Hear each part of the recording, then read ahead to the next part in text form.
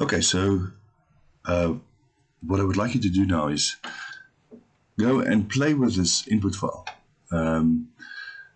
Apply maybe the consistent overloading on this side and change the boundary conditions and reflect on what you see there. Change the boundary conditions to be statically equivalent, but different ways to try and model what's going on this right-hand edge. Luckily, everything essentially is happening in the X direction, so it'd be interesting to go and play a little bit about how we can modify this kind of boundary condition to sort of have the same statically equivalent effect as what we would have.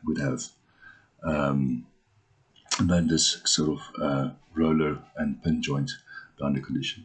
Okay, so please go and have fun with that.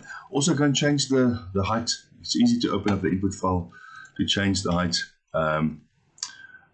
of the, for instance, the structures, and see what happens if you make it thin, if you make it very large, what happens in terms of the distance that you typically would start seeing things to normalize. But essentially, typically it's about 1.5 times the height of this. And it's also a function of that you would sort of start to see behavior sort of, let's say 1.5 to 2 times this distance away, that you'll start to see some